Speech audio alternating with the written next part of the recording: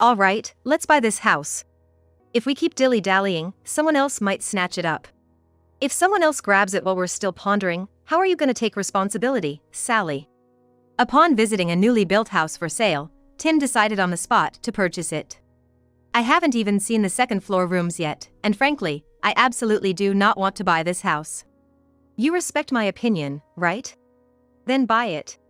I like this house. I won't accept any other. Since I don't make much, it's better if it's in Sally's name. The real estate agent, John, who had been aloof until just now, suddenly burst out laughing. It's a deal then. Thank you very much. With a sales smile, he hurried me into another room to get me to sign the contract. However, as soon as we entered the other room, John exclaimed quietly, "Run away through the back door, now." Shaken by something John showed me, I couldn't stop trembling. I managed to flee, but my legs tangled and I couldn't run well. I fell onto the asphalt road. The pain in my grazed knee made me tear up. This is not a dream. It's reality, and the tears welled up even more. I just wanted to marry a kind person. Sadness gradually turned into anger. I decided I won't run away. I want to fight, not flee. The intense palpitations spurred me on, vowing revenge on Tim. I am Sally. Wow. Sally, you're in your 40s? You don't look at it at all. You look so young. I've always been told I look 5 to 10 years younger than my age. Still single and working hard, I take care of my skin and dress well. Embarrassingly, I only recently realized these comments were mere flattery. Approaching 40, I panicked, thinking, will I be alone forever, and started looking for a partner. That's when I faced the harsh reality that men weren't interested in me. Not just men my age, but even those a decade older preferred women in their 20s or early 30s. It seems the ability to bear children is indeed crucial. I used to enjoy solo movies and solo barbecues without a second thought, but suddenly, I felt lonely. Looking around, I saw only happy families. About a year into my search for a partner, with my 40th birthday just 3 months away, I finally met someone nice. At a matchmaking party I almost gave up on, I finally paired up. Tim, 2 years my senior, had kind, droopy eyes that immediately appeared gentle. Sally, you must love your job. I got passed over for a promotion by my juniors. I admire you. His slightly hunched posture and the way he peeked into my face seemed adorable. He was like a docile, obedient dog. With an undefended smile, he nodded along to my stories. He didn't seem very reliable, and he wasn't handsome. But somehow, he triggered my maternal instincts. But I can do housework. I can support you while you work. If we got married, what about, kids? Kids. Do you want them, Sally? Tim looked up at me with his big, round eyes. Actually, I can't even imagine a life with children. Wow, me neither. I'm almost 40, so I'm not sure if I can have children, and that's been worrying me. The next moment, Tim was holding my hand. With a slightly more serious expression than usual, he slowly said, Sally, please marry me. We don't need kids. Just having you by my side is enough. And so, I married Tim. Tim had been living with his parents, so we started our new life in my place. However, the life I had hoped for didn't materialize. Before the marriage, Tim had said he would do the housework, but he always made excuses not to. The kitchen sink is too small to wash dishes properly. My parents' house had a sink twice this size. And as for cooking, with only 2 burners, I can't really cook. My parents' house had 4 burners. Usually, I cook simple meals like hamburgers and soup. Tim eats them without complaint, but when it comes to cooking himself, he's not satisfied. Meals should be substantial, like 1 soup and 3 sides. My mom always said so. Wait, Mom? I mean, my mother. This was how it went with cleaning and laundry too. He claimed he couldn't do them because an apartment was different from a spacious family home. Compared to living alone, it's not like my workload has drastically increased. But I do have some grievances towards Tim. Around that time, he made a suggestion.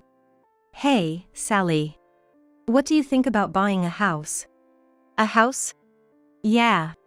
Let's buy a single-family home. It'll be bigger than now and definitely more comfortable to live in.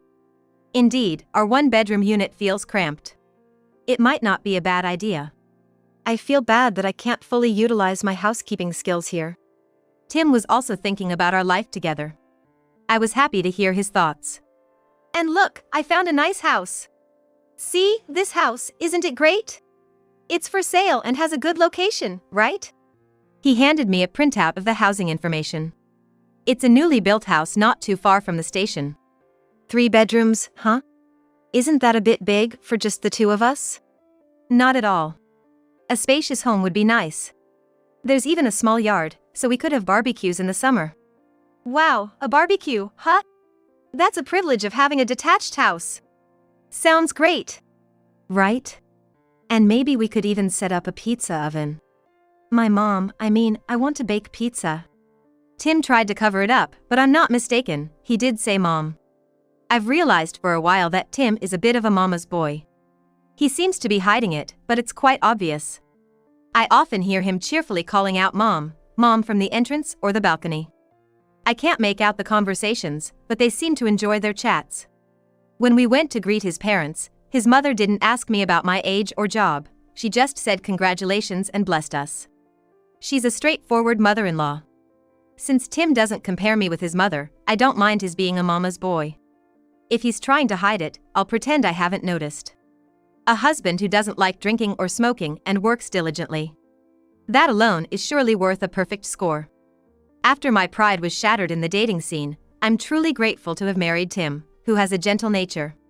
We went to see the house the next weekend. I had been excited since the day before, but somehow, it wasn't what I expected. The house is lovely. The exterior is black tile, which I like. There's a parking space and a yard, and just looking at the exterior made me feel I want to live here. But I don't want to buy it. A yard? Yes, it's small, but it is a yard.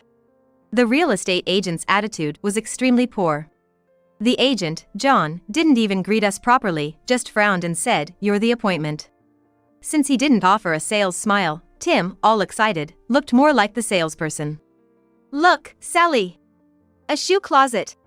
With this much space, we can store not only shoes but camping gear and car tires too. And guess what? The shoe closet leads to the kitchen. Come on, Sally, come see.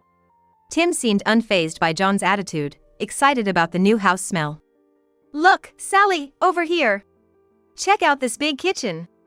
It's different from our apartment, right? From now on, I'll take care of cooking. I'd be so happy if you could eat and enjoy the food I make right at the kitchen counter. John snickered from behind. Tim's cover-up bothered me less than John's attitude. When I cleared my throat, John even clicked his tongue. Tim was enthusiastic, and I was just smiling politely. But all I felt from John was a cold stare. Being a man in his mid-20s, he probably has a different perspective from us. Is a couple in their 40s getting excited about a house amusing or pathetic to him? Does he think we don't need a home since we don't have children? Or does he see us as so poor that he thinks we're just window shopping? Various thoughts crossed my mind. Regardless of the reason, I decided we definitely won't buy a house from John. Right, Sally? It's a nice house, isn't it? Yeah, I answered flatly. Tim had sparkling eyes. I felt sorry for the significant difference in our enthusiasm. Come on, let's check out the bedroom next. The blue accent wall's blue is so cool too. Oh, an accent wall? Was that mentioned in the information Tim showed me? Well, I don't remember. Well, the big kitchen and the accent wall don't really matter. I thought we'd just say we'll think about it and leave after the tour. Yet, Tim blurted out something totally unexpected. All right, let's buy this house. What? You like it too, right? I can't think of any other house but this one. Come on, let's sign the contract now. Wait, we just came to look. It's too soon to make a contract. We need to see other houses and think it over. Tim crossed his arms and shook his head. No, meeting this house is fate. If we miss out on it, I'll regret it for the rest of my life. But we haven't even seen the bathroom or the second floor yet. Let's calm down a bit. The usually gentle Tim frowned. It was the first time I saw him upset, as we had never fought or argued before. If we dilly-dally, someone else might snatch it up. If it gets taken while we're considering, how are you going to take responsibility, Sally? But... wow. Even though I said I like it, Sally, you're totally against it. Oh, I get it. You're looking down on me, right? Fine, fine, I know I make less money. Tim pouted in a sulky manner. I searched for words to soothe him. Sorry, that's not what I think. I really do respect your opinion. I like this house too, but... Before I could finish, Tim raised his voice. Then let's buy it. He was like a child throwing a tantrum in the candy aisle of a supermarket. But obviously, a house isn't something you can just buy on a whim because it's not at a price you can just give in to. You respect my opinion, right? Then let's buy it. I want this house. I won't accept any other. Since I don't make much, it's better if it's in Sally's name. I was literally holding my head in confusion. John, the real estate agent who had been aloof until just now, suddenly burst out laughing. Now he was sporting a sales smile. All right, it's a deal then. Thank you very much. Then, an older man who seemed to be John's boss showed up. He didn't even glance at me but was all praise for Tim. You've made a splendid decision. It's common for people to think they'll come back later, only to find it sold. Such a decisive husband is reassuring. Wonderful. The man even clapped his hands in applause. Tim, flattered by the obvious flattery, scratched his head bashfully. By the way, have you seen the view from the entrance? On a clear day, you can see the mountain. And what great timing today. It's clearly visible. It's as if it's welcoming you. Come on, let's go to the entrance. Content, Tim went towards the entrance with a dreamy look. Reluctantly following him, the man suddenly turned around. Oh, Sally, you're fine here. Please proceed with the contract with John. That's right, Sally, you're fine. If you live in this house, you can see the mountain anytime. Better buy it before someone else does. It was the first time I heard such a malicious sneer from Tim. To come out and ignore just me, a woman, the boss seemed rude as well. Then, let's not linger in the living room, please come to the back room. No, we're not buying. To the back room, please. John's tone became more forceful. From disinterest to intimidation. It crossed my mind that Tim and the real estate might be in cahoots. Maybe there's some kickback for Tim if I buy the house. That would explain his pushiness. Then, how long have I been deceived? Could this be a marriage scam just to sell me a house?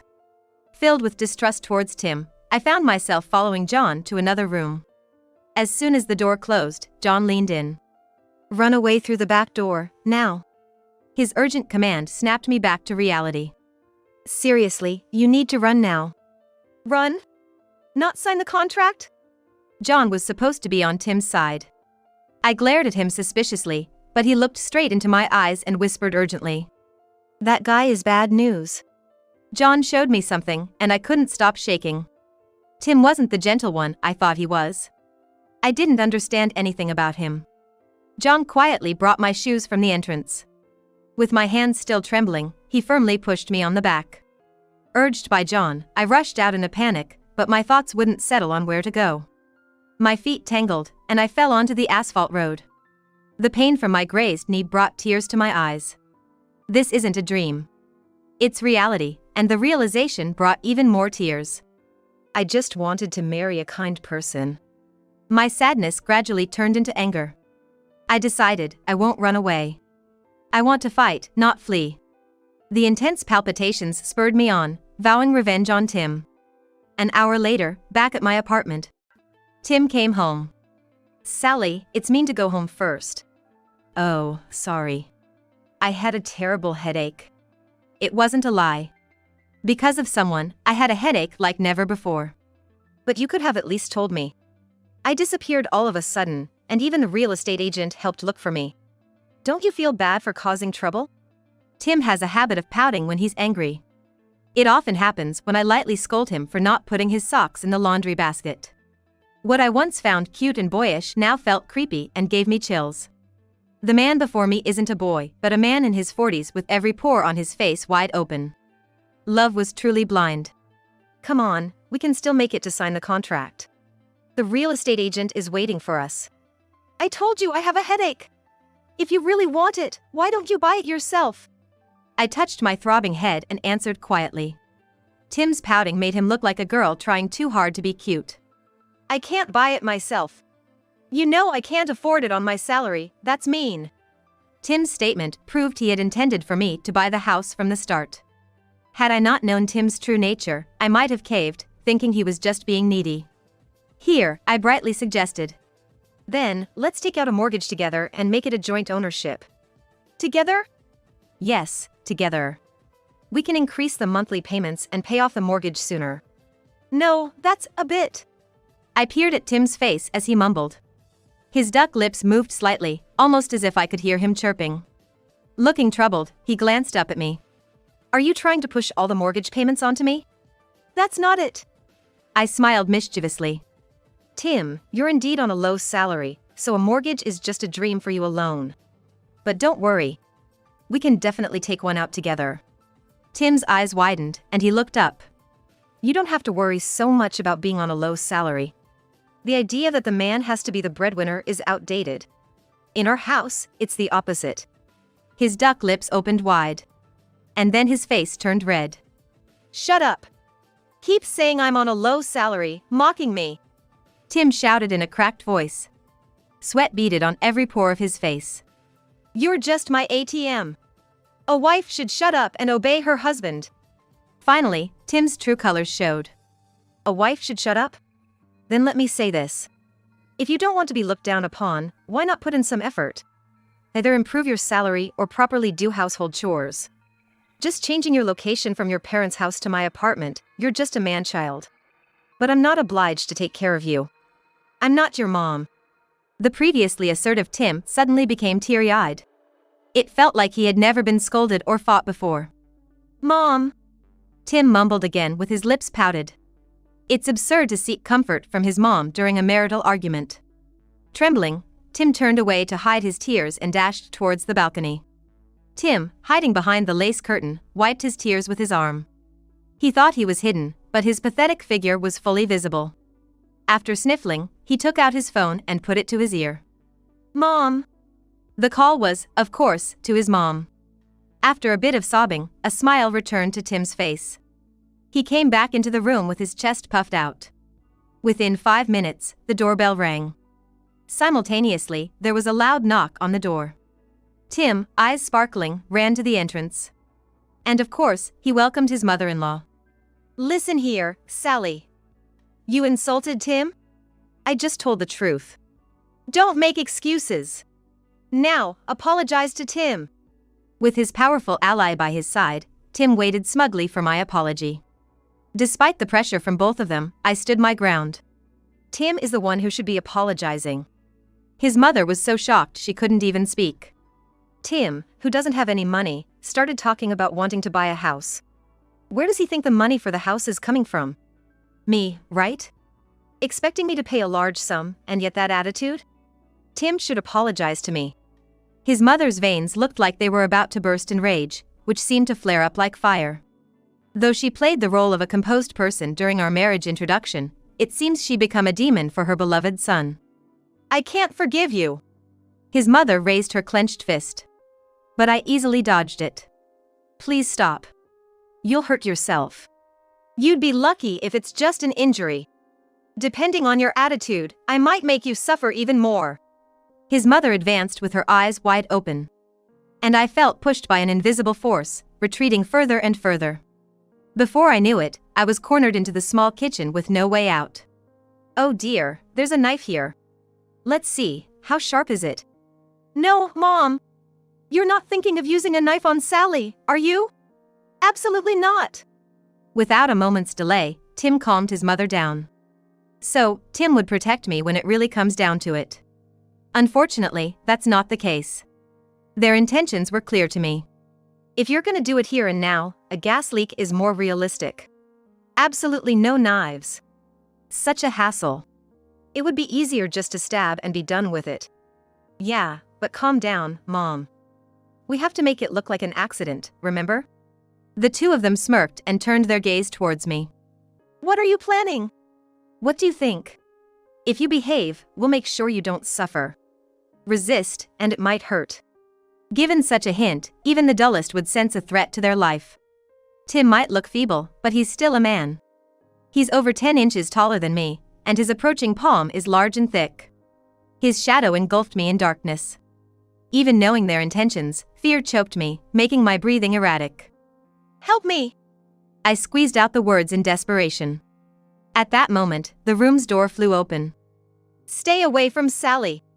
My mother burst into the room, holding up her smartphone and shouting like a police officer storming a hostage situation. "I've recorded everything. You were planning to harm Sally. No escaping this, so give it up." Tim, who had been acting maniacally, returned to his meek self. His eyes wide, he looked back and forth between my mother and me. "Sally's mom? Why? How?" "Tim, you love your mom, right?" "I know." "I mean, my mom." "No need to hide it. It's good to love your own mother. That's why I called mine too." After running home from the house viewing, the first person I turned to was my mother. Knowing she was in the next room gave me the strength to confront them. Now, I stood tall, intimidating Tim in turn. Suddenly, he tucked his tail and hid behind his mother. "What do we do, Mom?" Meanwhile, his mother boldly advanced towards my mother. "Oh my, Sally's mom. What are you accusing us of? Did we use a knife on anything?" "I haven't even touched the knife. Paranoia has its limits. By the way, secret recording is a crime. Shall I call the police on you?" His mother threatened with a monstrous expression. But my mother responded nonchalantly. "Oh my, Tim's mom. What a coincidence. I was thinking of reporting you to the police as well." Just then, the doorbell rang. My mother pressed the intercom's answer button nearby, and with a trembling voice, pleaded, "Please, help." The door swung open on its own, and 2 police officers entered the room. Seeing the officers, my mother collapsed weakly to the floor. "Officers, help me!" The sudden change in my mother, who had been calm until moments ago, made my mother-in-law distort her face in disbelief, making her look even more like a villain, prompting the police officers to restrain her from behind. "Don't touch me! No! I didn't do anything! Calling the police is so over the top! I haven't done anything!" "All right, ma'am, just calm down," said one of the officers gently, but his words didn't reach her. The more she struggled, the tighter the police held her. "What did I do?" my mother-in-law screamed. It seemed she had no awareness of her crime, so I presented a piece of evidence. "My husband and his mother are plotting against my life." And then I played the audio. It was muffled and noisy, but unmistakably the voices of Tim and his mother. "Tim, I really like this house." "Me too." "Then let's have the old wife buy it for us. She'll be happy to be of use to us." This was audio data given to me by Mr. John from the real estate agency. It seems Tim and his mother had already scoped out the house during a prior visit. Tim and his mother exchanged glances, their jaws trembling. The audio continued. "But I hate it. It's supposed to be my dream home, yet the wife lives there as if it's hers. Just bear with it for a while, Mom. If something happens to the wife while she's paying the mortgage, it gets written off. Can't wait for that day. Oh, should we build a doghouse for her in the yard? Mom, making a doghouse is too much trouble, and buying one is a waste of money." It was clear the mastermind was the mother, and Tim, though seemingly feeble, was thoroughly enjoying himself. "Then we'll just leave her out in the yard. There's a bit of snow, if she gets cold, she can make an igloo or something." Poor Sally. If she's buried in the snow, she won't rot, and the house stays clean. Perfect. Once we've bought the house and she's outlived her usefulness, off to the other world she goes. Now the house and a huge life insurance payout are mine. Thanks for marrying such a great woman, Tim. You did well, Tim. John had overheard such a conversation, which is why he was cold to us when we came back for another viewing. The conversation alone could have been dismissed as a joke, but seeing how eager Tim was to rush the contract, Mr. John suspected they were serious. Tim slumped weakly, his face pale, looking nothing like the person who had devised such a horrific plan. "Sally, it's not like that. It's a misunderstanding." "A misunderstanding? Then explain how it's different." Tim couldn't speak, his cheeks wet with tears. "If you stay silent, I won't understand. By the way, I checked Tim's computer, and guess what? There's a whole list of ominous search histories." "What's that about?" Immediately, my mother opened Tim's laptop to show it. The screen displayed a list of incriminating search histories. Researching perfect crimes but not even putting a lock on your computer? The police officers, peeking at the laptop screen, changed their expressions. Could we have a word with you? Me. No, what do I do? Mom. Tim, crying miserably, sought help from his mother. But she turned her back on him, refusing to look his way. Huh? I don't know anything about that. Mom? Mom? You said to squeeze all the money we could from Sally and then get rid of her, didn't you? Mom! Tim desperately clung to his mother. Shut up, you idiot. Don't say unnecessary things. Mom. The officer placed a hand on the mother's shoulder. Ma'am, we need to talk to you too. Finally, my mother-in-law lost her momentum. She just opened and closed her mouth, unable to speak. And eventually stopped moving, looking up at the sky. Tim and his mother received a stern warning from the police. Since they hadn't actually taken any actions to harm me, they weren't charged with a crime. It's your fault I lost my job. Even after swiftly divorcing Tim, his mother came to my place, ranting. If you hadn't meddled, I wouldn't have been fired. Take responsibility. The door was being pounded on as if it would break. In fact, his mother worked at a life insurance company. Not satisfied with the insurance I already had, she had added several more policies in my name without my knowledge. If anything were to happen to me, naturally, Tim would be the one to receive a large amount of insurance money. You committing a crime by signing up for insurance policies under someone else's name is the reason you got fired. It's only natural. After saying just that through the door, feeling my life was in danger, I called the police. Afterwards, my mother-in-law tried to attack numerous times, but I never opened the door and promptly reported her. It seems my overly policed mother-in-law became quite infamous in the neighborhood. Rumors spread about her being a habitual insurance fraudster and that perhaps her long-deceased husband might have been a victim of hers. I was relieved not to see her anymore, but then Tim showed up after a while. He pressed the intercom just once and pleaded quietly. Let's start over, just the two of us. Mom won't leave the house anymore. We won't be bothered by her, it's safe. Apparently, the fear of people's eyes made my mother-in-law, who had become a recluse, unable to even go out shopping. It's because Mom is terrible. She took my credit cards and spends wildly on online shopping. She locks me out saying I don't make enough money and need to work more. At this rate, I'll go bankrupt. I remembered Sally was a kind woman when I thought about what to do, and I found myself here. I dealt with his tearful plea through the door. So, you're saying you don't want to take care of your reclusive mother, so you'd rather mooch off me instead? No, that's not what I meant. Take care of your beloved mom for life. Unable to stand tall without his mother's backing, Tim sheepishly returned to his mother's home. Despite being a recluse, that volatile mother of his didn't seem to be calming down. I wondered how much Tim was suffering inside that closed-off home. His gaunt cheeks telling the story of his hardship. Yet, without someone pushing him, he lacked the courage to escape. Let him taste hell with his beloved mom. Knowing it was dangerous to continue living alone in the apartment known to Tim and his mother, I moved back to my parents' house. Living not alone brought a strong sense of security, enveloping me like a cocoon. We'll find a new home soon. Maybe a condo with better security next time. You're planning to leave? You should just stay here forever. My petite mother showed off her biceps. Though there was hardly any muscle, just flabby underarms. Mom's security will protect Sally from any foe. I laughed at her joke. And she joined in. The first face that came to mind when I feared Tim's intentions was my mother's. And when I called for help, she immediately rushed to my side. There's no better ally than my mother. Mom's security looks weak. A bit unreliable, huh? I playfully tapped her sagging belly. Hoping not to rely on Mom's security, I wished to keep laughing together forever.